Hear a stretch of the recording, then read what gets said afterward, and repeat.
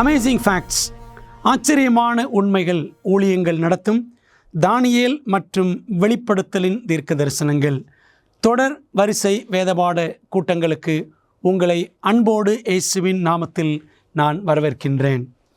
இந்த நாளின் பாடத்தை நாம் ஆராய்வதற்கு முன்பதாக உங்களுக்குரிய இலவச பிரதியை அறிமுகப்படுத்துகின்றோம்.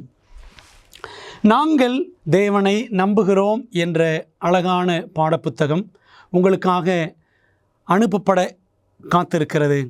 இந்த புஸ்தகத்தை பெற வேண்டும் என்று விரும்புகிறவர்கள் எங்களோடு நீங்கள் தொலைபேசி எண்ணிலே தொடர்பு கொள்ளும்படி அன்போடு அழைக்கின்றேன்.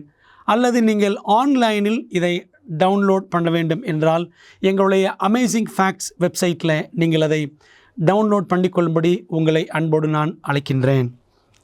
அன்பான தேவ பிள்ளைகளே, இந்த நாளில் நாம் படிக்கப் போகிற பாடம் நாங்கள் தேவனை நம்புகிறோம் என்ற ஒரு தலைப்பின் கீழே படிக்கப் போகின்றோம். வேதாகமத்தில் 3 முற்பிதாக்கள், ஆபிரகாம், ஈசாக்கு, யாக்கோபு. இதில் யாக்கோபின் கதையை நாம் அறிந்திருக்கிறோம்.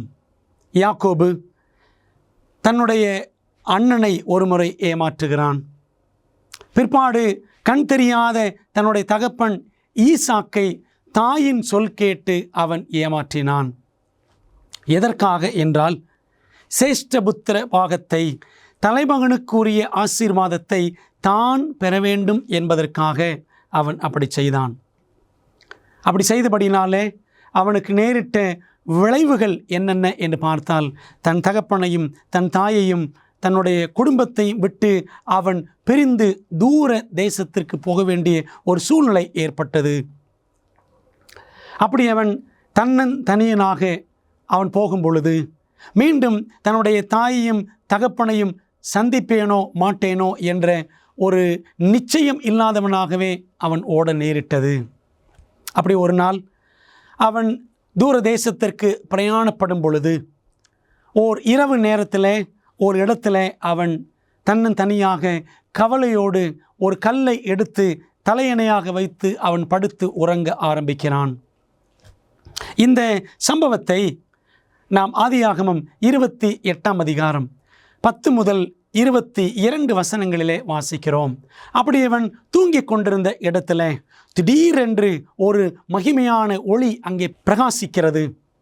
அந்த ஒளியின் மத்தியில் அவன் பார்க்கும் பொழுது ஒரு உயரமான ஏணி, அந்த ஏணி வானத்திற்கும் பூமிக்கும் நடுவே காணப்படுகிறது. அதனுடைய தரைப்பகுதி பூமியிலும் அதனுடைய மேல் பகுதி வானத்தையும் எட்டியிருக்கிற ஒரு பிரம்மாண்டமான காட்சியை சொப்பனத்தில் யாக்கோபு பார்க்கிறான். அன்பான தேவ பிள்ளைகளே, அந்த ஏணியில் தேவதூதர்களும் ஏறுகிறதும் இறங்குகிறதுமாய் இருந்தார்கள் என்று வேதம் சொல்லுகிறது. எல்லாவற்றுக்கு மேலாக அந்த ஏணியின் மேலே ஆண்டவராகிய இயேசு கிறிஸ்து அங்கே நின்று கொண்டிருந்தார். பிரியமான தேவ பிள்ளைகளே, இப்படி கலங்கி போய் வேதனையோடு தன்னுடைய குடும்பத்தை விட்டு பிரயாணித்து கொண்டிருந்த அந்த யாக்கோபுக்கு தேவன் வாக்குத்தத்தங்களை கொடுத்தார். என்ன வாக்குத்தத்தங்கள் என்றால், யாக்கோபு, நீ போகிற தேசத்தில் நான் உன்னோடு இருப்பேன், உன்னை வழிநடத்துவேன், உன்னை பராமரிப்பேன், உன்னை மீண்டும் சுகமாக உன்னுடைய தேசத்திற்கு நான் திரும்பவும் கொண்டு வருவேன். அது மட்டுமல்ல, ஆபிரகாமோடும் ஈசாக்கோடும் செய்த அதே உடன்படிக்கையை தேவன் யாக்கோபோடும் செய்கிறார். இந்த வாக்குத்தத்தங்களை பெற்றுக்கொண்ட யாக்கோபு தேவனை நோக்கி ஒரு பொருத்தனை செய்கிறான். என்ன பொருத்தனை தெரியுமா? ஆதியாகமம் 28ஆம் அதிகாரம் கடைசி 2 வசனங்களை படித்து பாருங்கள். தேவரீர் என்னை சுகமாக காத்து என்னை இங்கே திரும்பி வரப்பண்ணுவீர் என்று சொன்னால், தேவன் எனக்கு செய்யக்கூடிய எல்லா நன்மைகள் நிமித்தம் நான் உமக்கு தசம பாகம் செலுத்துவேன் என்று அவன் பொருத்தனை செய்கிறான். பிரியமானவர்களே, தசம பாகம் என்பது 10ல் 1. நம்முடைய வருமானத்தில் 10ல் 1 பங்குதான் தசம பாகம் என்று அழைக்கப்படுகிறது. நான் அதை தேவனுக்கு செலுத்துவேன் என்று யாக்கோபு பொருத்தனை செய்கின்றான். 10ல் 1 பங்கு தேவனுடையது, தசமபாகம் தேவனுடையது. அதை நாம் திரும்ப செலுத்த வேண்டும் என்னும் கருத்தை யாக்கோபு எங்கிருந்து கற்றுக்கொண்டார்? அதிகாரம் 14 அதிகாரத்தில் 18 மற்றும் 20 வசனங்கள். உன்னதமான தேவனுடைய ஆசாரியனாய் இருந்த சாலேமின் ராஜாவாகிய மெல்கிசேதேக்கு என்ற நபருக்கு, இவனுக்கு ஆபிராம் எல்லாவற்றிலும் தசம பாகம் கொடுத்தான் என்று வாசிக்கிறோம்.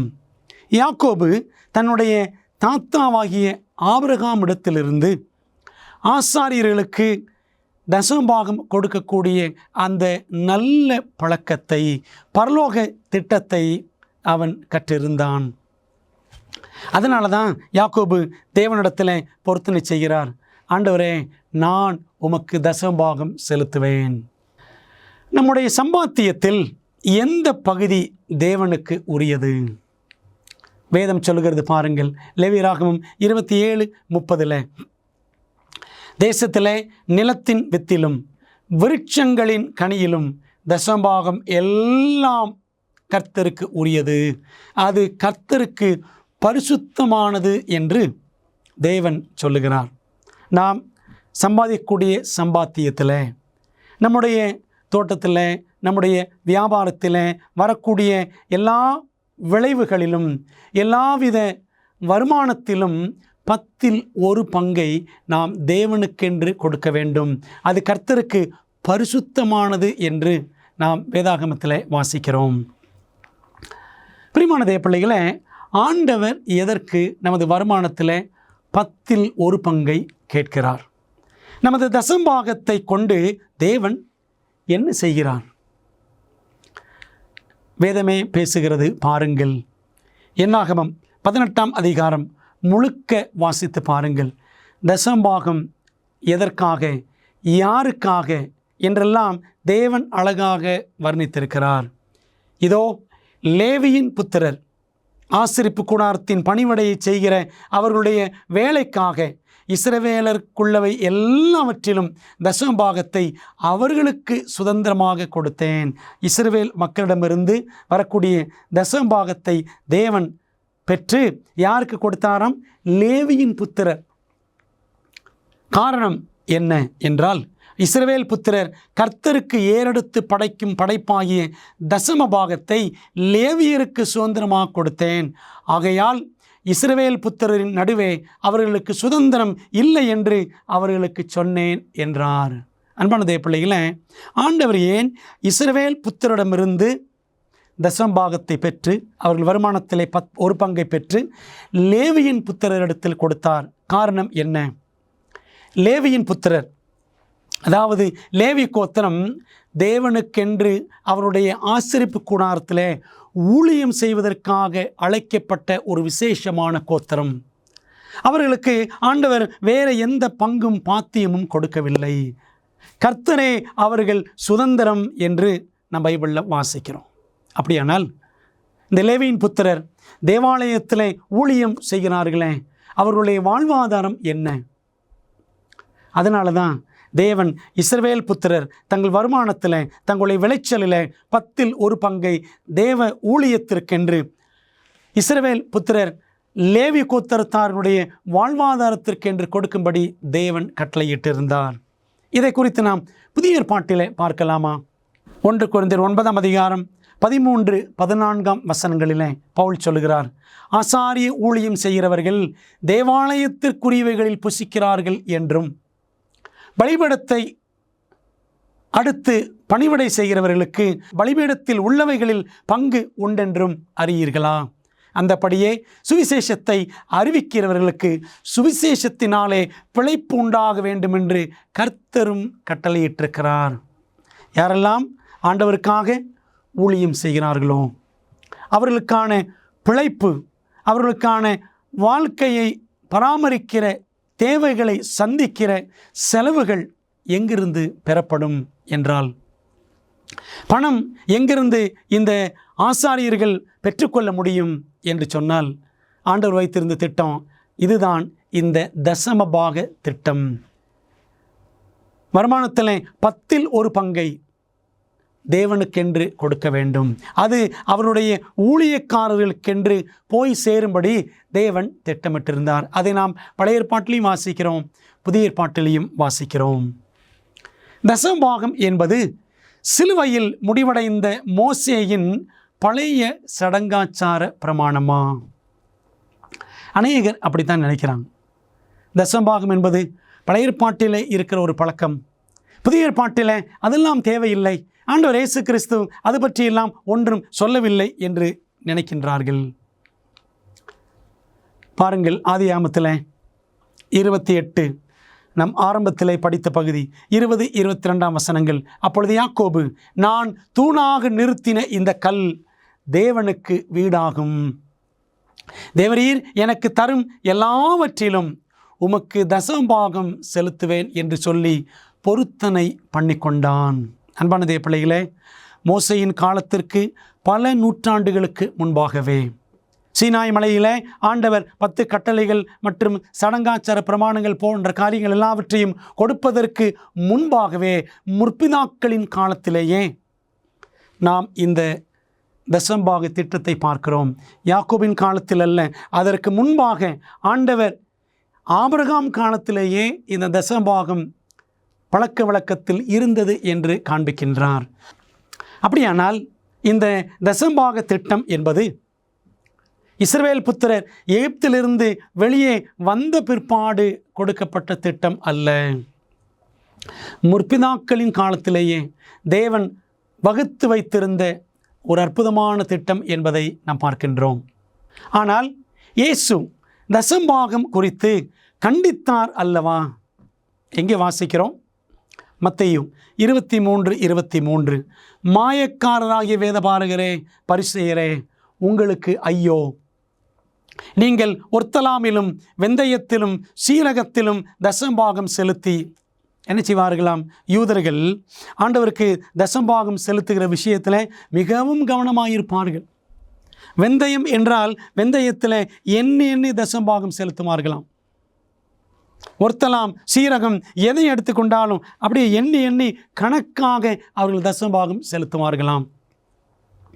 ஆண்டவர் இயேசு கிறிஸ்து சொன்ன அந்த ஓமையில் கூட லூக்கா 18ஆம் அதிகாரம் 2 பேர் தேவாலயத்திற்கு சென்றார்கள். அதில் அந்த பரிசேயன் என்ன ஜெபித்தான்? ஆண்டவரே, நான் உமக்கு தசமபாகம் செலுத்துகிறேன் என்று சொன்னான். ஆகவே யூதர்கள் தசமபாகம் செலுத்துவதில் மிகவும் குறியாய் இருப்பார்கள். ஆனால் நியாயப்பிரமாணத்தில் கற்பித்திருக்கிற விசேஷித்தவைகளாகிய நீதியையும் இரக்கத்தையும் விசுவாசத்தையும் விட்டுவிட்டீர்கள் என்று ஆண்டவர் சொன்னார். ஏழை எளியோருக்கு அவர்கள் உதவி செய்யாமல் அவர்களை ஒடுக்கினார்கள் யூதர்கள். அதனால ஆண்டவர் சொல்றாரு, நீதி, இரக்கம் இவையெல்லாம் செய்ய வேண்டும், விசுவாசத்தை விட்டுவிடக்கூடாது, இவைகளையும் செய்ய வேண்டும், அவைகளையும் விடாதிருக்க வேண்டும் என்று ஆண்டவர் சொன்னார். என்ன அர்த்தம்? இவைகளையும் செய்ய வேண்டும் என்றால் நீதி, இரக்கம், விசுவாசம் இவைகளையும் காண்பிக்க வேண்டும், அதே சமயத்தில் அவைகளையும் தசமபாகம் செலுத்துவதையும் விட்டுவிடாதிருக்க வேண்டும் என்று இயேசு சொன்னார். அப்படியானால் தசமபாகம் என்ற காரியத்தை ஆண்டவர் இயேசு கிறிஸ்து புதிய ஏற்பாட்டில் வேண்டாம் என்று சொல்லவில்லை, இவைகளையும் விட்டுவிடாதிருக்க வேண்டும் என்று சொன்ன பொழுது தசமபாக திட்டத்தை விட்டுவிடாதிருங்கள் என்றுதான் அவர் புதிய ஏற்பாட்டிலே சொல்லியிருக்கிறார். தசமபாகத்தை குறித்த என்ன ஓர் அற்புதமான வாக்கு தத்தத்தை தேவன் கொடுத்தார். தசமபாகம் என்று சொன்ன உடனே நமது ஆலயங்களில் அதிகமாக நாம் கேட்கிற வசனம் மல்கியா 3:10, அற்புதமான ஆச்சரியமான தெய்வீக வாக்குத்தத்தம்.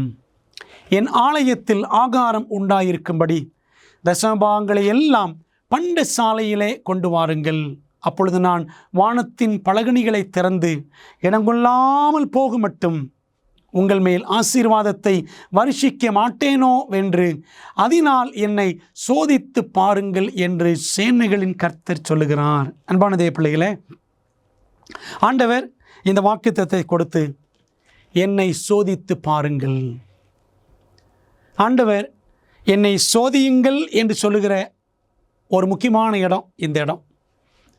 எப்படி சோதிக்க வேண்டும்? உங்களுடைய தசமபாகங்கள் எல்லாவற்றையும் கொண்டு வந்து என்னுடைய ஆலயத்தில் பண்டசாலையில் நீங்கள் வையுங்கள். அப்போ நான் என்ன செய்வேன்?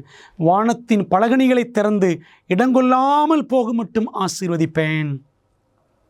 யாக்கோபு பண்ணின பொருத்தனை நினைவுக்கு வருகிறதா? ஆண்டவரே, நீர் என்னை ஆசீர்வதித்தால், எனக்கு வேண்டிய எல்லாம் கொடுத்தால் நான் உமக்கு தசம்பாகம் செலுத்துவேன். பாருங்களேன், இந்த யாக்கோபு தனி நபராக பதான் அராமுக்கு அவன் சென்றான். தகப்பன் தாயை விட்டு அவன் பிரிந்து செல்ல நேரிட்டது அவனுடைய தந்திரமான நடக்கைகளின் நிமித்தம். அப்படி போனவன் திரும்பி வரும்பொழுது எப்படி வந்தான் பாருங்கள். ஆதியாகமத்தில் 32ஆம் அதிகாரம் 10ஆம் வசனத்தில் வாசிக்கிறோம். தேவரீர், நான் இந்த யோர்தானை கடந்து செல்லும் பொழுது தன்னன் தனியனாய் நான் சென்றேன். ஆனால் இப்பொழுதோ இவ்விரண்டு பரிவாரங்களையும், அவனுடைய மனைவிமார்கள், பிள்ளைகள், ஆடு மாடுகள், வேலைக்காரர்கள் என்று சொல்லி 2 பரிவாரங்கள், பெரிய கூட்டமாக யாக்கோபு திரும்பி வருகிறான். அன்பான தேவ பிள்ளைகளே, தனியாக சென்றான். வரும்பொழுது ஒரு பெரிய படையாக, அணி அணியாக திரும்பி வந்தான். பிரியமான தேவ பிள்ளைகளே, இந்த யாக்கோபு தேவன் கொடுத்த வாக்கு தத்தத்தை அவன் ருசித்தான். தேவனுக்கு செலுத்த வேண்டிய தசம்பாகத்தை அவன் கண்டிப்பாக செலுத்தி இருந்திருக்க வேண்டும். பிரியமான தேவ பிள்ளைகளே, ஆகவே தேவன் சொல்லக்கூடிய இந்த வாக்கு தத்தத்தின்படி நாமும் நடப்போம் என்றால் தேவன் நம்மையும் நிறைவாக ஆசீர்வதிப்பார். தேவன் தமது ஜனங்களிடம் எல்லா தசம்பாகத்தையும் பண்டசாலைக்கு கொண்டு வரச் சொல்லுகிறார். இதற்கு என்ன அர்த்தம்? இந்த பண்டசாலை என்பதை குறித்து இன்னொரு வார்த்தையை நாம் நெகேமியா 13:12 வாசிக்கிறோம். அப்பொழுது யூதர் எல்லாரும் தானியம், திராட்சரசம், எண்ணெய் என்பவைகளில் தசம்பாகத்தை பொக்கிஷ அறைகளில் கொண்டு வந்தார்கள். பொக்கிஷ அறை என்று பார்க்கிறோம். ஸ்டோர் ஹவுஸ் அல்லது ட்ரெஷர் ஹவுஸ் என்று நாம் பார்க்கிறோம். பண்டசாலை என்பதற்கு ஸ்டோர் ஹவுஸ் என்றும், பொக்கிஷ அறை என்பதற்கு ட்ரெஷர் ஹவுஸ் என்றும் நாம் பார்க்கிறோம். அன்பான தேவ பிள்ளைகளே, இந்த பொக்கிஷ அறை, பண்டசாலை எங்கே இருக்கிறது? ஆண்டவர் சொன்னார், என் ஆலயத்தில். ஆண்டவருடைய ஆலயம்தான் நமக்கு பொக்கிஷ அறை.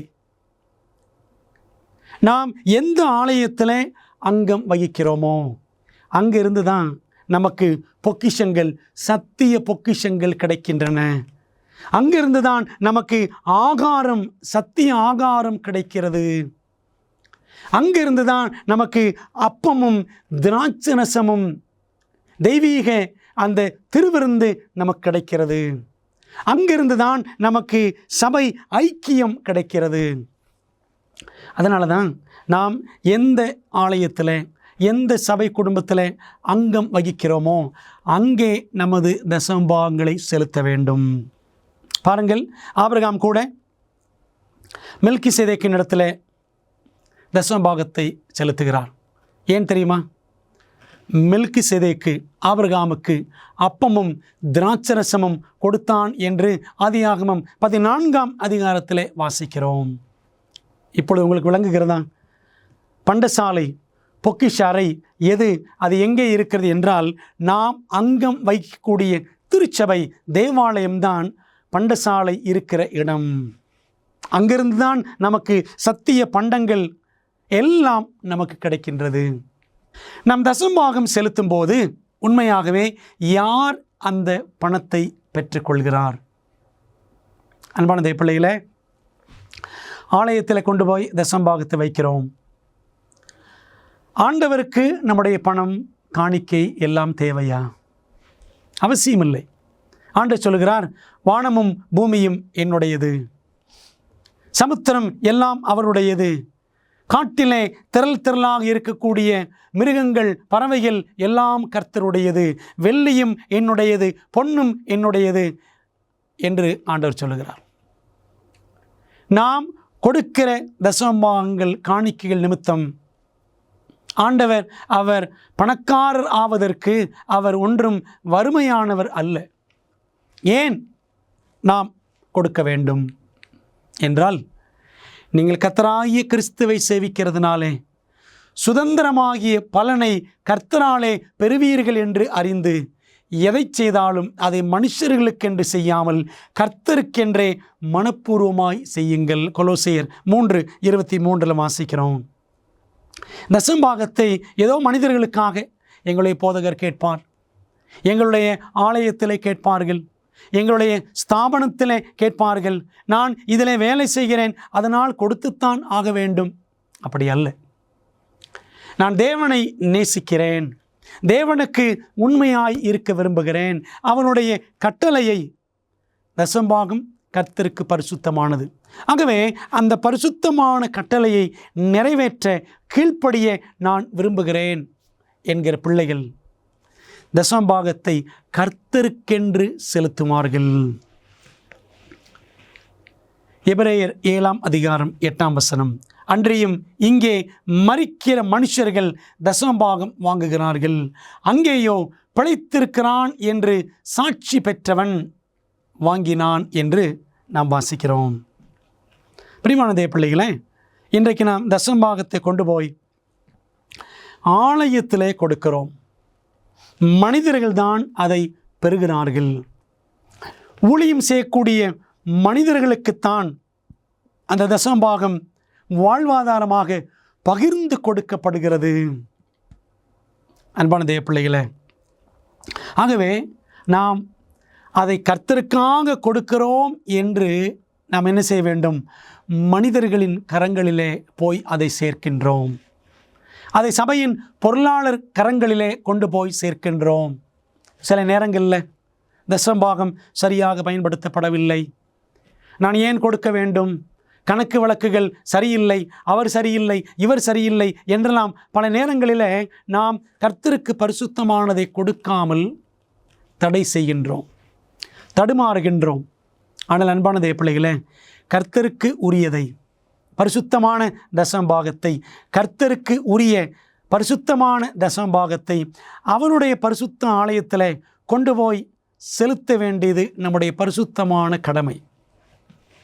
அது எப்படி செலவழிக்கப்படுகிறது, அது என்ன ஆகிறது, சரியான கணக்கு வைக்கப்படுகிறதா வைக்கப்படவில்லையா, நாம் கவலைப்பட வேண்டாம். கர்த்தருக்கு கொடுக்க வேண்டியதை நாம் கொடுத்து விட்டோம். அது எந்த விதத்தில் பயன்படுத்தப்பட்டாலும், அது தவறான விதத்தில் சில நேரம் கையாடல் செய்யப்பட்டாலும் கூட கர்த்தர் அதை பார்த்து கொள்வார். நீங்கள் கவலைப்பட வேண்டாம். நான் ஏன் கொடுக்க வேண்டும் என்று நாம் பிடித்து வைத்து கொள்ளவும் வேண்டாம். பிரியமான தேவ பிள்ளைகளே, ஆகவே மனுஷர்களிடத்தில் நாம் கொண்டு போய் கொடுக்க வேண்டிய தசமபாகத்தை கர்த்தருடைய பண்டசாலையில், அந்த பொறுப்பான மனிதர்கள் கரங்களில் நாம் சேர்த்தாக வேண்டும். என் தசமபாகத்தையும் சேர்த்து எதுவும் கர்த்தருக்கு உரியது, அவருடைய ஜனங்களுக்காக வேறு எவற்றையெல்லாம் அவர் கேட்கிறார். வசனம் சொல்கிறது பாருங்கள், கர்த்தருக்கு அவருடைய நாமத்திற்குரிய மகிமையை செலுத்தி காணிக்கைகளை கொண்டு வந்து அவருடைய பிராகாரங்களில் பிரவேசியுங்கள் என்று சங்கீதம் 96:8 வாசிக்கிறோம். ஆண்டவருக்கு தசமபாகத்தை மட்டுமல்ல, அந்த தசமபாகம் என்பது கட்டாயமாக 10% செலுத்த வேண்டும். அதோடு சேர்த்து செலுத்த வேண்டிய இன்னொரு முக்கியமான பங்கு என்னவென்றால் காணிக்கைகள். வாசிக்கிறோம் பாருங்கள், மல்கியா 3:8 மனுஷன் தேவனை வஞ்சிக்கலாமா, நீங்களோ என்னை வஞ்சிக்கிறீர்கள், எதிலே உம்மை வஞ்சித்தோம் என்கிறீர்கள், தசமபாகத்திலும் காணிக்கைகளிலும் தானே என்று வாசிக்கிறோம். நம்ம என்ன செய்கிறோமா? ஆண்டவரை வஞ்சிக்கிறோம். மனிதன் தேவனை வஞ்சிக்கிறான், ஏமாற்றுகிறான். தேவனுக்கு கொடுக்க வேண்டியதை நாம் கொடுக்காத பொழுது, தசமபாகத்தை காணிக்கைகளை நாம் உரிய நேரத்தில் உரிய இடத்துல செலுத்தாத பொழுது நாம் தேவனை ஏமாற்றுகின்றோம். அதைத்தான் ஆண்டவர் அப்படி செய்ய வேண்டாம் என்று மிகவும் பாரத்தோடு சொல்லுகிறதை மல்கியா 3 அதிகாரத்தில் வாசிக்கின்றோம். வேதாகம தீர்க்க தரிசனத்தில் வெளிப்படுத்தப்பட்டுள்ளபடி நம்முடைய மோசமான உலகத்திற்கான தேவனின் திட்டத்தை அறிய விரும்புகிறீர்களா? உங்கள் மிகப்பெரிய சவால்களுக்கு நடைமுறையான நம்பகமான தீர்வுகள் வேண்டுமா? ஊக்கமளிக்கும் மற்றும் அறிவூட்டும் ஆச்சரியமூட்டும் உண்மைகள் வேதாகம பாட வழிகாட்டிகள் 27 அழகான வரைகளை மற்றும் நேரடியான பதில்களை புரிந்து கொள்ள எளிதான வகையில் வேதத்தின் அடிப்படையில் சிறப்பான மேலான பாடங்களை வழங்குகின்றது. ஒவ்வொரு ஆய்வு வழிகாட்டியும் உங்கள் வாழ்க்கையின் மிக முக்கியமான உண்மைக்கான பொருத்தமான வேதாகம பதில்களை நோக்கி உங்களை வழிநடத்தும். நான் எப்படி ஆரோக்கியமான ஐக்கியத்தை பெறுவது? இயேசு எப்போது எப்படி மீண்டும் வருவார்? மேலும் இப்படி பல கேள்விகளுக்கு உங்கள் எதிர்காலத்தை வாய்ப்பாக விட்டுவிடாதீர்கள். ஆச்சரியமூட்டும் உண்மைகள் வேதாகம பாட வழிகாட்டிகளிடமிருந்து உங்கள் வாழ்க்கையை சத்தியத்துடன் மாற்றுங்கள். ஆங்கிலம், இந்தி, தமிழ் மற்றும் தெலுங்கு மொழிகளில் கிடைக்கிறது. காத்திருக்க வேண்டாம். bookstore.aftv.in என்ற இணையதளம் மூலம் உங்கள் முழுமையான ஆய்வு வழிகாட்டிகளை இன்றே ஆர்டர் செய்யுங்கள். காணிக்கை என்றால் காணிக்கையாக நாம் எவ்வளவு கொடுக்க வேண்டும்? பாருங்கள், 2 கொரிந்தியர் 9:7.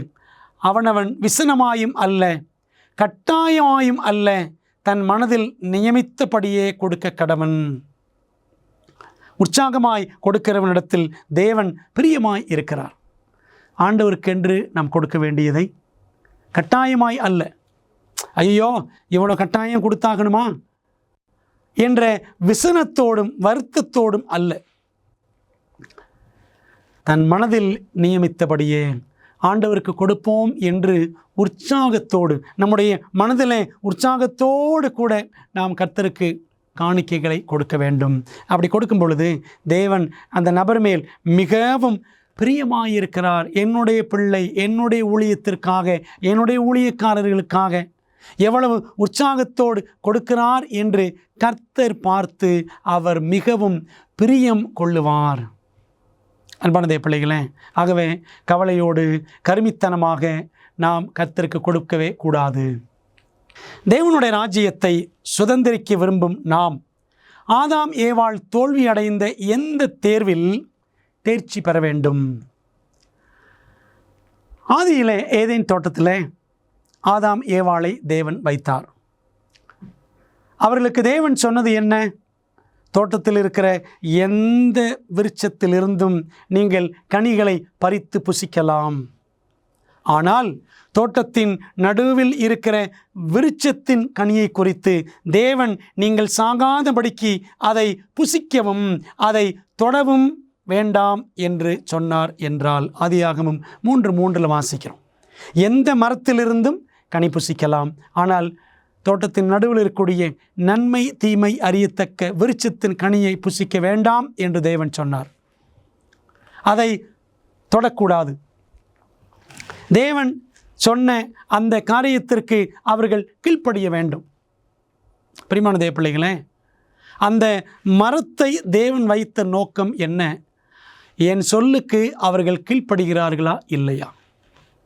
உங்களுக்கு நான் சொன்னேன் அல்லவா, அதே போல தான் தசம்பாகம் என்ற ஒரு காரியம் தேவனுக்கு தேவையில்லை. ஆனால் நாம் அவருக்கு கீழ்ப்படுகிறோமா இல்லையா, மனப்பூர்வமாய் கொடுக்கிறோமா இல்லையா என்பதை தேவன் நம்மிடத்தில் சோதித்து பார்க்க விரும்புகிறார். அவர் சொல்றாரு, என்னை சோதித்து பாருங்கள், மல்கியா 3:10. அதே சமயத்தில் தசம்பாகம் என்ற விஷயத்தில் தேவன் நம்மையும் சோதிக்கிறார். எப்படி பாருங்க, இந்த ஆதாமுக்கும் ஏவாளுக்கும் தேவன் ஒரு பரீட்சை வைத்து அந்த நடுவில் இருக்கிற மரத்தின் கனியை தொடாதே புசிக்காதே என்று சொன்னார். 10 தசம்பாகத்தை எடுத்து நீ அதை தொடாதே, உன் சொந்த நோக்கத்திற்காக செலவழிக்காதே, அதை எடுக்க வேண்டாம் என்று தேவன் சொன்னார். ஆனால் பாருங்கள், ஏவாள் என்ன செஞ்சாலோ அதைத்தான் நாமும் செய்து கொண்டிருக்கிறோம். தேவன் எதை தொட வேண்டாம் என்று சொன்னாரோ அதை தொட்டு கொண்டிருக்கிறோம். எத்தனை பேர் தசம்பாகத்திலே கை வைக்கிறோம்? எத்தனை பேர் கொடுக்காமல் இருக்கிறோம்? எத்தனை பேர் அப்புறம் பார்த்துக்கலாம், அடுத்த மாதம் கொடுப்போம் என்று தள்ளி போடுகிறோம்? யோசித்து பாருங்கள். ஏவாள் செய்த அதே தவறைத்தான் இன்றைக்கு நாமும் தசமபாக விஷயத்தில் செய்து கொண்டிருக்கிறோம். தசமபாகத்தையும் காணிக்கையும் தேவனுக்கு செலுத்த மறுக்கும்போது நாம் எந்த கற்பனையை உடைக்கின்றோம்? ஆண்டவருக்குரிய அந்த பரிசுத்தமான தசம்பாகத்தை நாம் செலுத்தாமல் போகிற பட்சத்தில் ஒரு கட்டளையை மீறுகிறோம். எந்த கட்டளை தெரியுமா? 10 கட்டளைகளில் 8வது கட்டளை. எது 8வது கட்டளை? யாத்திராமத்தில் 20ஆம் அதிகாரம் 15ஆம் வசனம், களவு செய்யாதிருப்பாயாக என்று வாசிக்கிறோம். Thou shalt not steal. களவு செய்யாதிருப்பாயாக. அன்பானவர்களே, தேவனுக்குரிய தசம்பாகம் காணிக்கைகளை நாம் செலுத்தாவிட்டால் தேவனிடமிருந்து நாம் கொள்ளையடிக்கிறோம், பரலோகத்தை களவாடுகிறோம், ஊழிய தேவைகளிலிருந்து நாம் திருடுகிறோம் என்று பொருள். மனுஷன் தேவனை வஞ்சிக்கலாமா? நீங்களோ என்னை வஞ்சிக்கிறீர்கள், எதிலே உம்மை வஞ்சித்தோம் என்கிறீர்கள்? தசம்பாகத்திலும் காணிக்கைகளிலும் தானே. ஒரு பிள்ளை இருக்கிறான் என்று வைத்துக் கொள்ளுங்கள். அந்த பிள்ளை தன்னுடைய அப்பாவிடமிருந்து அவன் திருடுகிறான். ஒருவேளை அப்பா, சரி என் பிள்ளைக்கு தேவை இருக்குது, அவன் எடுத்துக்கொள்ளட்டும், இதில் என்ன இருக்கிறது என்று நினைக்கலாம். தாராளமாக ஒரு தகப்பன் இருந்து விடலாம். ஆண்டவன் நம்ம என்ன அடித்தா கொன்று விடுவார், தசம்பாகத்தில் எடுத்து செலவழித்தா என்ன, அப்படி ரொம்ப குறிப்பாக ஆண்டவர் கொடுக்கணுமா, ஆண்டவர் ஒன்றும் தண்டிக்க மாட்டார் அப்படின்னு நம்ம நினச்சி துணிகரமாக செயல்படலாம். ஆனால் பிரியமானவர்களே, பிள்ளையின் இடத்துல அந்த கெட்ட பழக்கம் வளர்ந்து கொண்டே இருக்கிறதே. தகப்பனிடமிருந்து திருடக்கூடிய அந்த திருட்டு செயல் வளர்ந்து கொண்டே இருக்கிறதே. அது அந்த பிள்ளைக்கு கேடு உண்டாக்கும் அல்லவா? பிரியமானவர்களே, சற்று யோசித்து பாருங்கள். நாம் தேவனை வஞ்சிக்கிறோமா? தேவனுக்குரியதை, பரிசுத்த தசம்பாகத்தை, காணிக்கைகளை செலுத்தாமல் 8ஆம் கட்டளையை மீறுகிறோமா? தேவனுடைய தசம்பாகம் மற்றும் காணிக்கையை தெரிந்தே திருடும்போது என்ன நடக்கும் என்று தேவன் கூறுகிறார். மல்கியா 3:9 வசனத்தை பாருங்கள். நீங்கள் சபிக்கப்பட்டவர்கள், ஜனத்தாராகி நீங்கள் எல்லாரும் என்னை வஞ்சித்தீர்கள். மல்கியாலே இருக்கு. ஆண்டவருடையதை நாம் களவாடினால், தேவனுக்கு உரிய பரிசுத்தமான பங்கை நாம் திருடினோம் என்று சொன்னால், வேதம் சொல்லக்கூடிய அந்த வார்த்தையை பாருங்கள், நீங்கள் சபிக்கப்பட்டவர்கள். நம்முடைய வாழ்க்கையில் நிறைவான நன்மைகள் இருக்காது, குடும்பத்தில் மகிழ்ச்சி இருக்காது, உடலில் ஆரோக்கியம் இருக்காது. தேவனுடைய கட்டளையை மீறும் பொழுது சாபம் உண்டாகும் என்பதை வசனமே நமக்கு தெளிவாக சொல்லுகிறது. ஆதாம் ஏவாளை பாருங்கள். ஆண்டோடைய கட்டளையை அந்த தோட்டத்தின் நடுவில் இருக்கிற மரம் என்ற விஷயத்தில் அவர்கள் மீறினார்கள். அதனால தான் இன்றைக்கு உலகத்தில் 6000 ஆண்டு கால சாபங்கள், பாவத்தினுடைய கொடிய விளைவுகளை கண் முன்னாக நாம் பார்த்து கொண்டிருக்கிறோம். அன்பான தேவப்பிள்ளைகளே, தேவன் கொடுத்திருக்கிற இந்த கட்டளை, தசம்பாகம் காணிக்கைகளை கர்த்தருக்கென்று செலுத்த வேண்டும் என்ற சட்டத்தை நாம் உண்மையாய் உயிரோடு இருக்கிற வரைக்கும் நாம் கடைபிடித்தாக வேண்டும். வசனம் சொல்கிறது பாருங்கள், திருடரும் தசம்பாகத்தை காணிக்கைகளை திருடுகிறவர்கள், தேவனுக்கு கொடுக்காமல் பிடித்து வைத்துக் கொள்ளுகிறவர்கள், திருடரும் பொருளாசைக்காரரும். ஆண்டவருக்கு கொடுக்க முடியாமல் நாம் எனக்கு இன்னும் வேணும், எனக்கு இதுவே போதாது என்று நினைக்கிறோமா?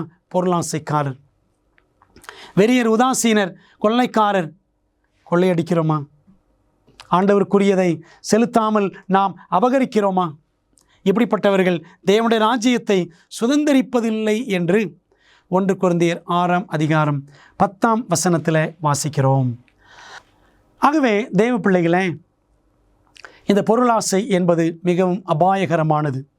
ஏன் பேராசை மிகவும் ஆபத்தானது? பொருளாசையை பேராசை என்றும் நாம் சொல்லுகிறோம்.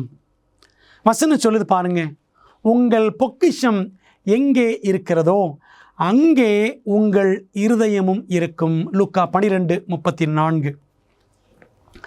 நம்முடைய பொக்கிஷங்களை நாம் எங்கே சேர்க்கிறோம்? பூமியிலே சேர்க்கிறோமா? பரலோகத்திலே சேர்க்கிறோமா? நமக்காகவே சேர்க்கிறோம் என்றால் பூமியிலே சேர்க்கிறோம். ஆண்டவருக்காக சேர்க்கிறோம் என்றால் பரலோகத்திலே சேர்க்கிறோம். ஊழியத்திற்காக கொடுக்கும் பொழுது பரலோகத்திலே சேர்க்கிறோம். ஆத்துமாக்கள் ரட்சிக்கப்பட வேண்டும் என்பதற்காக கொடுக்கும் பொழுது பரலோகத்திலே சேர்க்கிறோம். கீழ்ப்படிந்து கொடுக்கும் பொழுது பரலோகத்திலே சேர்க்கிறோம். தேவனுடைய மகிமைக்கென்று கொடுக்கும் பொழுது, உற்சாகமாய் கொடுக்கும் பொழுது பரலோகத்திலே சேர்க்கிறோம்.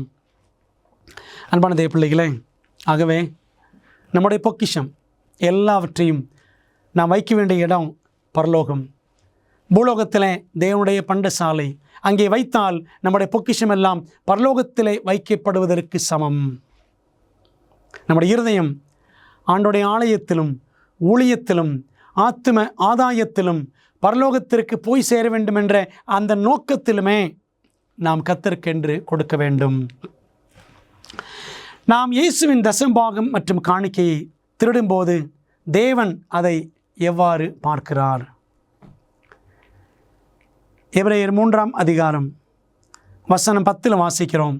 ஆதலால் நான் அந்த சந்ததியை அரோசித்து அருவருத்து அவர்கள் எப்பொழுதும் வழுவி போகிற இருதயமுள்ள ஜனம் என்றும் என்னுடைய வழிகளை அறியாதவர்கள் என்றும் சொல்லி என்று வாசிக்கிறோம். பிரியமான தேவ பிள்ளைகளே, நம்முடைய செயல்கள் தேவன் சொல்லியிருக்கிற கட்டளைப்படி இல்லை என்றால் தேவன் நம்மை அருவருக்க நேரிடும்.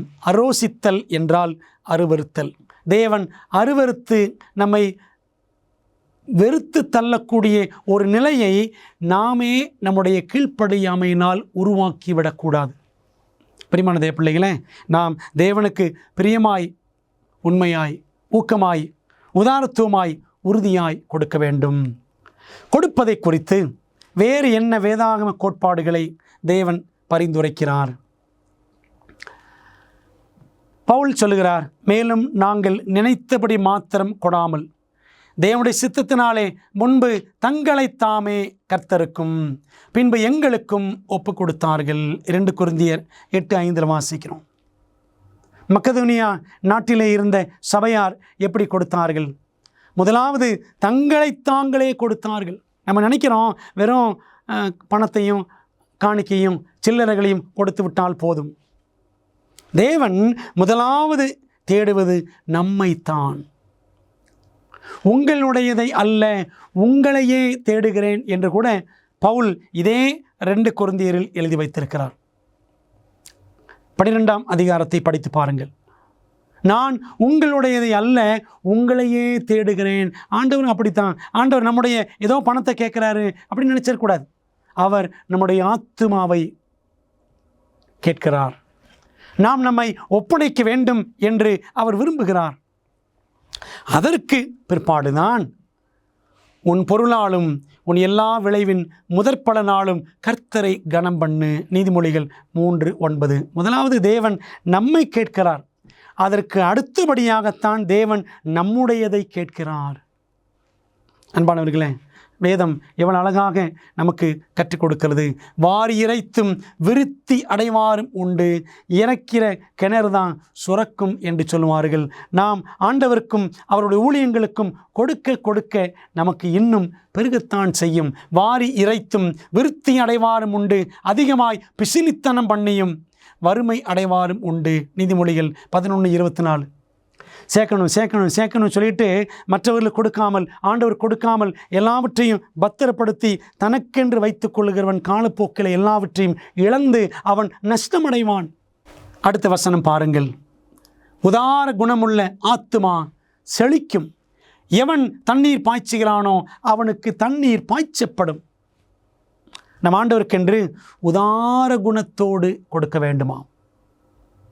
நாம் எடுத்து ஆண்டவருக்காக பாய்ச்சி கொண்டே இருக்க வேண்டும். ஆண்டவர் நமக்கு திரும்ப பாய்ச்சுவார். வாங்குகிறதை பார்க்கிலும் கொடுக்கிறதே பாக்கியம். அப்போஸ்தலர் 20:35 வாசிக்கிறோம். பாருங்கள், தேவனுக்கு கொடுப்பதினால் நமக்கு கிடைக்கும் ஆசீர்வாதங்கள் என்பது குறித்தெல்லாம் தேவன் அருமையான வாக்கு தத்தங்களை தந்திருக்கிறார். லூக்கா 12:21 தேவனிடத்தில் ஐஸ்வர்யவானாய் இராமல் தனக்காகவே பொக்கிஷங்களை சேர்த்து வைக்கிறவன் இப்படியே இருக்கிறான் என்றார். நாம் பொக்கிஷங்களை சேர்த்து வைக்கிறோம்? எனக்காகவே நான் சேர்த்து வைக்கிறேனா, அல்லது மற்றவர்களுடைய ஆத்ம ரட்சிப்புக்காக கொடுக்கிறேனா என்பதை சிந்திக்கணும். அன்பான தேவப்பிள்ளைகளே, கால கடைசியில் கர்த்தருடைய வருகைக்கு முன்பாக வாழக்கூடிய நாம் சுயநலமிகளாக, கருமிகளாக நாம் மாறிவிடக்கூடாது என்று அக்கறை உள்ள தெய்வம் நம்முடைய குணம் விருத்தி அடைய வேண்டும், நம்முடைய குணம் பரிசுத்தம் அடைய வேண்டும், இயேசுவை நாம் பிரதிபலிக்க வேண்டும் என்பதற்காகத்தான் இந்த தசமபாக திட்டத்தை கொடுத்திருக்கிறார். நம்முடைய கர்த்தராகிய இயேசு கிறிஸ்துவை பாருங்கள். பிதா, குமாரன், ஆவியானவர் எல்லாரையும் பாருங்கள். பிதா குமாரனை கொடுத்தார், குமாரன் தம்முடைய ஜீவனை கொடுத்தார், பரலோகத்திலே மகிமையை எல்லாவற்றையும் விட்டுவிட்டார், பூமியிலே மனிதனாக வந்தார், தம்முடைய ஜீவனை கொடுத்தது மட்டுமல்ல, அவர் பரமேறி செல்லும் பொழுது பரிசுத்த ஆவியை கொடுத்தார். பரிசுத்த ஆவியானவர் என்ன கொடுத்தார்? நமக்கு இரட்சிப்பை கொடுக்கிறார், இயேசுவிடம் வழி நடத்துகிறார், பரிசுத்த வேதாகமத்தை பரிசுத்த ஆவியானவர் தான் கொடுத்திருக்கிறார். ஆகவே என்ன படிக்கிறோம் அப்படின்னா, நம்முடைய தேவன் அவர் எப்பொழுதும் கொடுத்து கொண்டே இருக்கிற தேவன். அவர் God constantly gives us his blessings. எப்பொழுதும் தம்முடைய ஆசீர்வாதங்களை அவர் கொடுத்து கொண்டே இருக்கிறார். தினம் ஜீவன் கொடுக்கிறார், நல்ல இளைப்பாறுதலை கொடுக்கிறார், பலனை கொடுக்கிறார், ஆரோக்கியத்தை கொடுக்கிறார், கிருபையை கொடுக்கிறார், இரட்சிப்பை எல்லாருக்கும் அவர் கொடுத்து கொண்டே இருக்கிறார். மழையை கொடுக்கிறார், வெயிலை கொடுக்கிறார். அவர் கொடுக்காமல் இருப்பது என்ன? அன்பானவர்களே, நாம் வணங்குகிற தெய்வம் கொடுக்கிற தெய்வமாக இருக்கிறார் என்றால் அவரை வணங்குகிறவர்கள் எப்படி இருக்க வேண்டும்? சுயநலம் நம்மிடத்தில் இருக்கலாகாது. நான் வந்திருக்கும்போது பணம் சேர்க்குதல் இராதபடிக்கு உங்களில் அவனவன் வாரத்தின் முதல் நாள் தோறும் தன் வரவுக்கு தக்கதாக எதையாகிலும் தன்னிடத்தில் சேர்த்து வைக்க கடவன். 1 கொரிந்தியர் 16:2. அதாவது ஆண்டவருக்கு கொடுப்பதை என்ன செய்யணுமா? ஒழுங்குமுறையாய் கொடுக்க வேண்டும். சிஸ்டமேட்டிக் பெனவலன்ஸ் என்று சொல்லுவார்கள். ஆண்டவருக்கென்று கொடுப்பதை ஒழுங்குமுறையாக திட்டமிட்டு கொடுக்க வேண்டும். ஏதோ வாரத்தின் முதலாம் நாள் ஞாயிற்றுக்கிழமை சபை கூடுவதை பவுல் பேசுகிறார் அப்படின்னு நினச்சிடக்கூடாது. இந்த வசனத்தின் அடிப்படையில் அந்த வாரத்தின் முதல் நாளில் என்ன செய்வாங்க? அடுத்த வாரத்திற்கான வேலை சம்பாத்தியத்திற்கென்று மனிதர்கள் ஓட ஆரம்பிப்பார்கள். ஆகவே என்ன பண்ணுங்க? வாரத்தின் ஆரம்பத்திலேயே கடந்த வாரத்தில் வந்த சம்பாத்தியத்தின் வரவு காணிக்கையில் தசமபாகம் அதிலிருந்து எல்லாத்தையும் எடுத்து வச்சிருங்க என்ற ஒரு முறைமையைத்தான், ஒழுங்கு முறைமையைத்தான் பவுல் சபைகளுக்கு கற்றுக் கொடுக்கிறார். நான் வருவேன், வரும்பொழுது நீங்கள் எல்லாவற்றையும் ஏற்கனவே எடுத்து வையுங்கள் என்று சொன்னார். பிரியமான தேவப்பிள்ளைகளே, நாம் ஆலயத்திற்கு போவதற்கு முன்பாகவே என்ன செய்யணும்? தசமபாகம், காணிக்கைகள் எல்லாவற்றையும் எடுத்து நாம் ஆயத்தமாக வைத்திருக்க வேண்டும். தசமபாகம் எவ்வளோ கொடுக்கணும், காணிக்கை ஆண்டுக்கு எவ்வளோ கொடுக்கணும், எல்லாவற்றையும் நம்ம ஜெபத்தோடு திட்டம் பண்ணி குடும்பத்தில் பிள்ளைகளுக்கு, கணவன், மனைவி எல்லாருக்கும் கொடுக்க வேண்டிய காணிக்கை தசமபாகங்களை சரியாக எடுத்து வைத்திருக்க வேண்டும். அப்படி நாம் திட்டமிட்டு தேவனுக்கென்று ஒழுங்குமுறையோடு கொடுக்கிறோமா? யோசித்து பார்ப்போம். உன் தேவனாய் கர்த்தர் உனக்கு அருளிய ஆசீர்வாதத்திற்கு தக்கதாக அவனவன் தன் தகுதிக்கு ஏற்றபடி காணிக்கையை கொண்டு வர கடவன். உபாகமம் 16:17. பைபிளில் நமக்கு தெரியுமல்லவா? ஆண்டவர் இயேசு கிறிஸ்து சொன்னார், ஏழை விதவை ஒருத்தி, லூக்கா 21ஆம் அதிகாரத்தில் முதல் 4 வசனங்கள், தனக்கு இருந்த ஒரு துட்டுக்கு சமமான 2 காசு இருக்கிறத அப்படியே அவள் போட்டு விட்டாள். நம்முடைய தகுதி என்ன? அதற்கு ஏற்றபடி நாம் தேவனுக்கு கொடுக்க வேண்டும். அன்பான தேவப்பிள்ளைகளே, யாக்கோபு அந்த சொப்பனத்தில் ஏணியை கண்டான். அந்த ஏணி எதை குறிக்கிறது? பாருங்கள், வானம் திறந்திருக்கிறதையும் தேவதூதர்கள் மனுஷகுமாரனிடத்திலிருந்து ஏறுகிறதையும் இறங்குகிறதையும் நீங்கள் இது முதல் காண்பீர்கள் என்று மெய்யாகவே உங்களுக்கு சொல்லுகிறேன் என்றார்.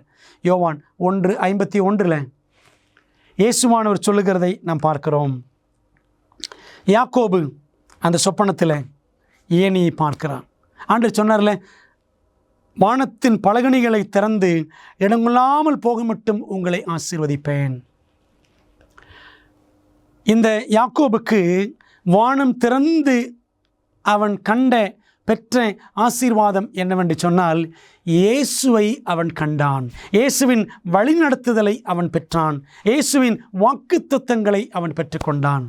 அன்பான தேவ பிள்ளைகளே, இடங்கொள்ளாமல் போக மட்டும் உங்கள் மேல் ஆசீர்வாதத்தை நான் வருஷிக்க பண்ணுவேன் என்று ஆண்டவர் மல்கியா 3:10 சொன்னாரே. அந்த ஆசீர்வாதம் யார் தெரியுமா? இயேசு கிறிஸ்து தான் அந்த ஆசீர்வாதம். அந்த ஆசீர்வாதம் நமக்கு உண்டாகும். நம் தேவனுக்கு உண்மையாய் கொடுப்போம் என்றால் இயேசுவானவர் நம்மோடு எப்பொழுதுமே இருப்பார். நம்மை வழிநடத்துவார், பாதுகாப்பார், கண்காணிப்பார், பராமரிப்பார். ஒரு தீங்கும் நேரிடாமல் அவர் நம்மை வழி நடத்துவார். யாக்கோபுக்கு அதை செய்த தேவன் நமக்கும் நிச்சயமாக செய்ய வல்லவராக இருக்கிறார். இயேசுவுக்கு நாம் கொடுக்கக்கூடிய மிகப்பெரிய பரிசு எது?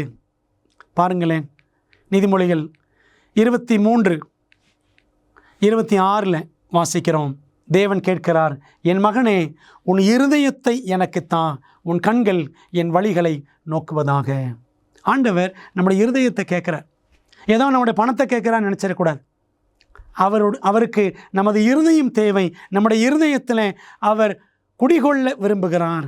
அவர் உள்ளே வந்துட்டார் அப்படின்னா ஆண்டவர் கொடுக்கிற தசமபாகம் காணிக்கையில் இதெல்லாம் நமக்கு ஒரு பெரிய இழப்பாக தெரியாது. ஆனால் பாருங்கள், நாம் எப்படி இருக்கிறோம்? இந்த ஜனங்கள் தங்கள் வாயினால் என்னிடத்தில் சேர்ந்து தங்கள் உதடுகளினால் என்னை கனம் பண்ணுகிறார்கள், அவர்கள் இருதயமோ எனக்கு தூரமாய் விலகி இருக்கிறது. மத்தேயு 15:8 வாசிக்கிறோம். இயேசு அப்படி சொன்னார். நம்முடைய வாயினாலே உதடுகளினாலே ஆண்டவரே ஆண்டவரேன்னு சொல்கிறோம், உள்ளம் ஆண்டவர் விட்டு தூரமாய் இருக்கிறது. நாம் அப்படித்தான் நம்முடைய கிறிஸ்தவ வாழ்க்கையில் வாழ்கிறோமா? சிந்தித்து பார்ப்போம். ஒரு அற்புதமான சம்பவத்தை நாம் படிக்க போகிறோம். தென்னாப்பிரிக்காவில் ருடீஷியா என்ற ஒரு பட்டணம். அந்த ருடீஷியாவில் ஓர் ஆப்பிரிக்க அட்வென்டிஸ்ட் விசுவாசி ஒருவர் இருந்தார். ஆப்பிரிக்க கிறிஸ்தவர் ஒருவர். அவர் ஒரு நாள் என்ன செய்தாராம்? மல்கியா 3ஆம் அதிகாரத்தை படித்து கொண்டிருந்தார். அதில் படிக்கும் பொழுது இந்த மல்கியா 3ஆம் அதிகாரம் 8, 9, 10, 11, 12 போன்ற வசனங்கள் எல்லாம் படிக்கும் பொழுது அவர் உள்ளத்தில் ஆவியானவர் பேசினார். என்ன பேசினார் தெரியுமா? நீ கர்த்தருக்கு தசமபாகங்கள் காணிக்கைகளை கொடுக்கிறாயா?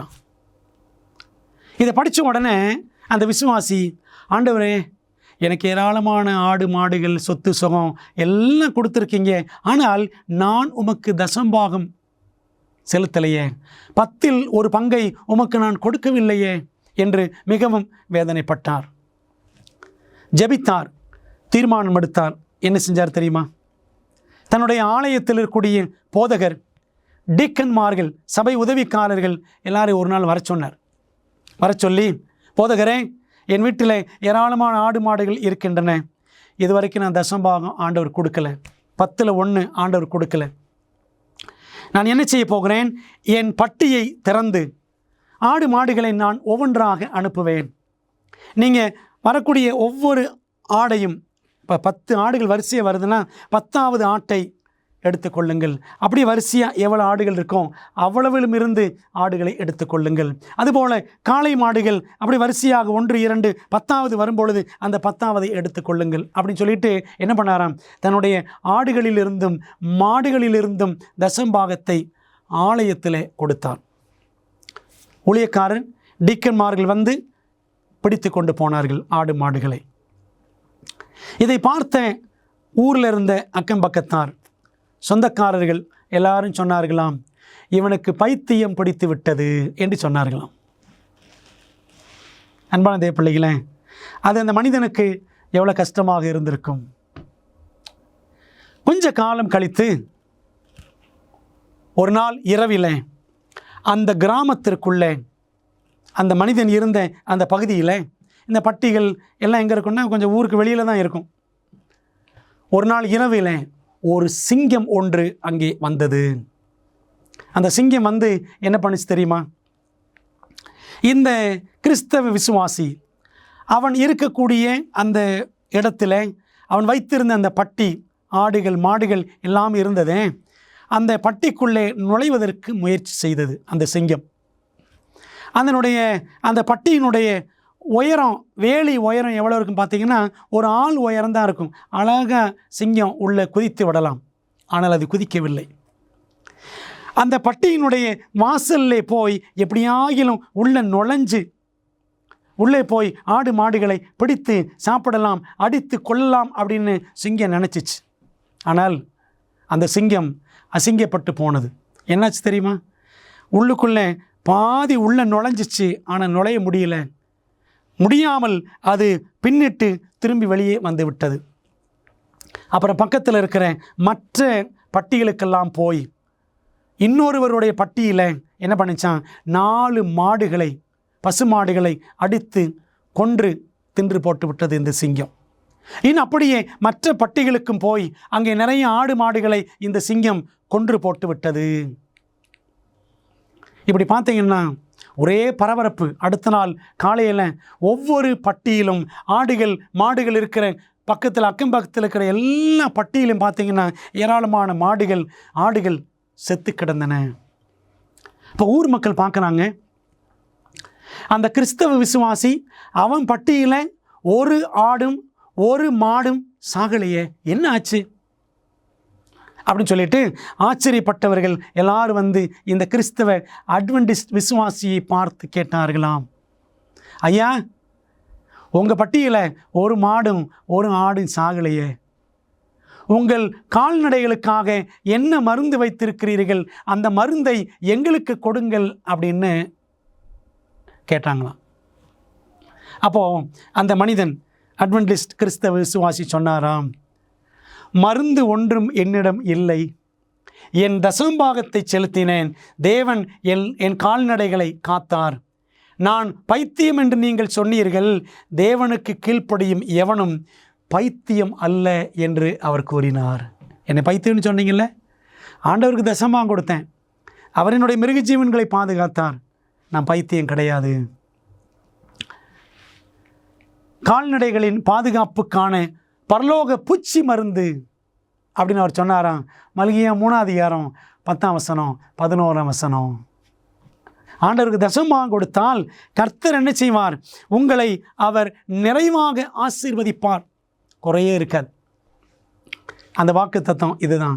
என் ஆலயத்தில் ஆகாரம் உண்டாயிருக்கும்படி தசமபாகங்களை எல்லாம் பண்டசாலையிலே கொண்டு வாருங்கள், அப்பொழுது நான் வானத்தின் பலகணிகளை திறந்து இடங்கொள்ளாமல் போக மட்டும் உங்கள் மேல் ஆசீர்வாதத்தை வருஷிக்க மாட்டேனோ என்று அதனால் என்னை சோதித்து பாருங்கள் என்று சேனைகளை கர்த்தர் சொல்லுகிறார். அடுத்த வசனம், பூமியின் கனியை பட்சித்து போடுகிறவைகளை, அது அப்படியே இங்கிலீஷில் படித்து பாருங்க, பட்சித்து போடுகிறவனை அப்படின்னு இருக்கும். யாரு? பிசாசு. பூமியின் கனியை பட்சித்து போடுகிறவனை உங்கள் நிமித்தம் கண்டிப்பேன், அவைகள் உங்கள் நிலத்தின் பலனை அளிப்பதில்லை, வெளியில் உள்ள திராட்சை கொடி பழமில்லாமல் போவதுமில்லை என்று சேனைகளின் கர்த்தர் சொல்லுகிறார். அன்பான தேவ பிள்ளைகளே, சார்ல்ஸ் ஸ்பர்ஜன் சொல்லுகிறார், many are poor because they rob God. Many churches also miss the visitations of the Spirit because they starve their ministers என்று சொல்லுகிறார். என்ன அர்த்தம்? தேவனை வஞ்சிப்பதால் அநேகர் ஏழைகளாய் இருக்கின்றனர். அநேகம் திருச்சபைகளும் ஆவியானவரின் சந்திப்புகளை தவறவிடுகின்றனர். காரணம், தங்கள் ஊழியக்காரர்களை பசியால் அழியச் செய்கின்றனர். நாம் தேவனை கொள்ளையிடுவதை நிறுத்துவோம். தேவனுக்கு கொடுக்கும் பொழுது தேவனுடைய ஊழியங்களுக்கு கொடுக்கிறோம், தேவனுடைய ஊழியக்காரர்களுக்கு நாம் கொடுக்கிறோம். தசமபாகம் மற்றும் காணிக்கையில் நாம் உண்மை உள்ளவர்களாய் இருக்கும்போது நாம் நமது வாழ்க்கையில் செய்யும் அனைத்து காரியங்களிலும் இயேசு நம்முடன் பங்கு பெறுகிறவராய் இருக்கிறார். தசமபாகம் மற்றும் காணிக்கையை நீங்கள் செலுத்துவதன் மூலம் அவர் உங்கள் கூட்டாளியாக, உங்கள் நண்பராக மாறும்படி அவரை அழைக்க உங்களுக்கு விருப்பமா? ஜெபம் செய்வோம். நல்ல பிதாவே, நீங்கள் கொடுத்திருக்கிற தசமபாக திட்டத்திற்காக நன்றி.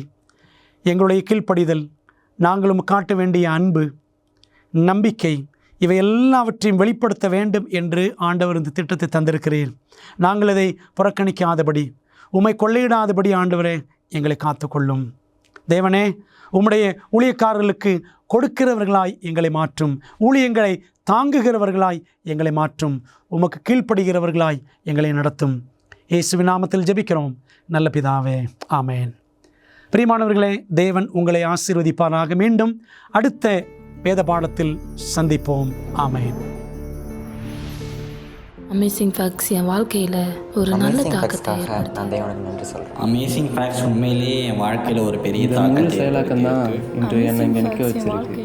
நான் குற்றப்படுத்தப்படலை, ஆனால் அதை குறித்து சந்தோஷம். வேதாகமத்தை படிக்க ஆரம்பித்தேன். நான் செவன்த் அட்வென்டிஸ்ட் சபையில் ஒரு அங்கமாக எனக்கு கொடுத்த ஜீவனை குறித்து இன்னும் அநேக காரியங்கள் இருக்க வேண்டும். கொடுக்கப்பட்ட செய்தி மிகவும் வல்லமை வாய்ந்ததாக இருந்தது. அமேசிங் ஃபேக்ட்ஸ் 55 வருடங்களுக்கு மேலாக தேவனுடைய நற்செய்தி உலகமெங்கும் அறிவித்து வருகிறது. அப்புறமா அமேசிங் ஃபேக்ட்ஸ்க்கு இடையில லோகோ வரும். இதற்கு முன்பாக நிறைய பேர் பேசுகிறத நான் கேள்விப்பட்டிருக்கிறேன். ஆனால் இவர் பேசுகிறத முதன்முறையாக நான் கேட்டேன். இவர் ஏதோ ஒன்றை குறித்து சொல்லும்போது நான் உடனே வேதத்தை எடுத்து அதை கண்டுபிடிக்கணும்னு ஆசைப்பட்டேன். ஏன்னா நான் இதுக்கு முன்பாக அதை பற்றி நான் கேள்வியே பட்டதில்லை. எனவே நான் வேத பாடங்களை படிக்க துவங்கினேன். நான் உட்பட இங்கு இருக்கும் ஒவ்வொரு நபரும் மாற்றம் பெற துவங்கினோம். கடவுளே, எனக்கு ஏன் இப்படி நடந்தது என்பது என் வாழ்க்கையில் ஒரு கேள்வியாக இருந்தது. தேவன் என்னத்தை பேசினாரு. நான் உண்மையாகவே அவர் தான் என் தகப்பன் என்பதை கண்டேன். நான் என் வாழ்க்கையில் எல்லாத்தையும் இழந்தேன். இப்போதான் ஆண்டவர் என் வாழ்க்கையில் இல்லைங்கிறதே நான் உணர்ந்தேன். நான் ஒரு தீர்க்க தரிசன பாட வகுப்புக்கு சென்றேன். அது என்னை சுக்குநூறாக உடைத்தது. இச்செய்தி மிகவும் வல்லமை வாய்ந்ததும் மறுக்க முடியாத உண்மையுமாக இருந்தது. இது மிகவும் ஆச்சரியமாக உள்ளது. 50 வருடங்களுக்கும் மேலாக அமேசிங் ஃபேக்ட் ஊழியங்கள் நற்செய்தியை உலகம் முழுவதும் பகிர்ந்து கொண்டிருக்கிறது. இயேசுவின் சித்தத்தின்படி அனைத்து மக்களுக்கும் நித்திய சுவிசேஷத்தை அறிவித்துக் கொண்டிருக்கிறது.